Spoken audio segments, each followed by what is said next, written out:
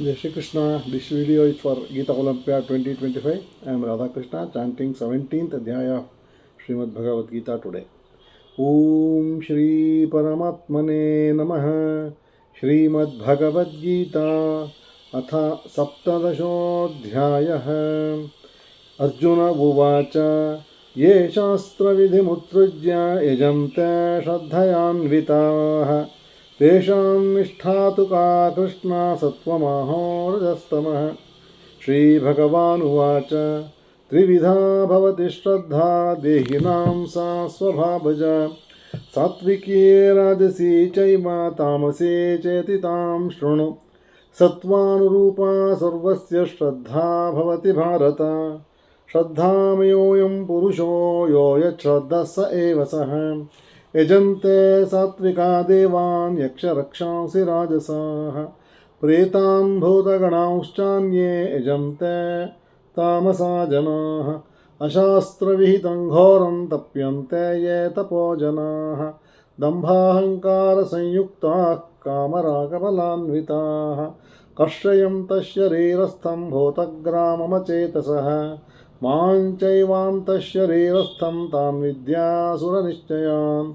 आहारस्त्वपि सर्वस्य त्रिविधो भवति प्रियः यज्ञस्तपस्तथा दानं तेषां भेदमिमं शृणु आयुस्सत्त्वबलारोग्य सुखप्रीतिविवर्धनाः रस्या स्निग्धा स्थिरा हृद्या आहारः सात्विकप्रियाः कट्वं ललवणात्युष्णा तीक्ष्णरोक्षविदाहिनः आहारा राजसस्येष्टा दुःखशोकामयप्रदाः यातयामं गतरसं पूतिपर्युषितं च यत् उच्छिष्टमपि चामेध्यं भोजनं तामसप्रियम् अफलाकाङ्क्षिभिर्यज्ञो विधिदृष्टो य युज्यते यष्टव्यमेवेति मनः समाधाय स सात्विकः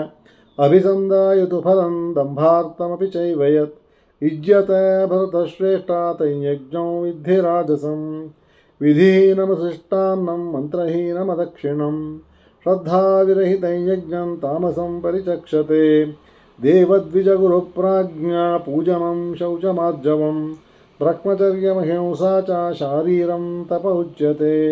अनुद्वेगकरो वाक्यं सत्यं प्रियहितं च यत् स्वाध्यायाभ्यसनं चैव वाङ्मयं तप उच्यते मनःप्रसादः सौम्यत्वं मौनमात्मविनिग्रहः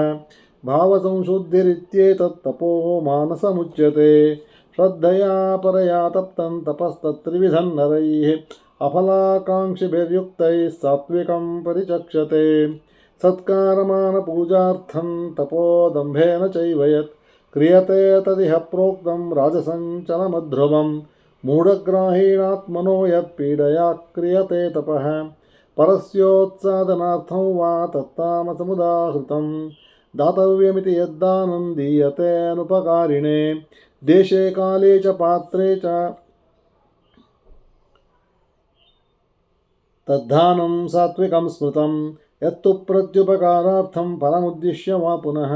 दीयते च परिक्लिष्टं तद्दानं राजसंस्मृतम् अदेशकाले यद्दानमपात्रेभ्यश्च दीयते असत्कृतमवज्ञातं तत्तामसमुदाहृतम् ॐ तत्सदिति निर्देशो ब्राह्मणस्त्रिविधः स्मृतः ब्राह्मणास्तेन वेदाश्च यज्ञाश्च विहिताः पुरा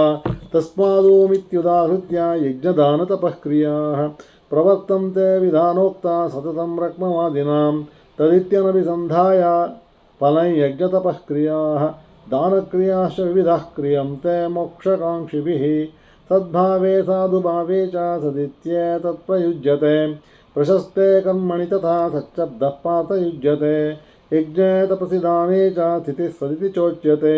कर्म चैव तदर्थीयं सदित्येवाभिधीयते अश्रद्धया हुतं दत्तं तपस्तप्तं कृतं च यत् असदित्युच्यते पार्था न च तत्प्रेत्य नो इह ॐ तत्सदिति श्रीमद्भगवद्गीतासु उपनिषत्सु ब्रह्मविद्यायां योगशास्त्रे श्रीकृष्णार्जुनसंवादे श्रद्धात्रिविभागयोगो नाम सप्तदशोऽध्यायः। ॐ श्रीकृष्णार्पणमस्तु।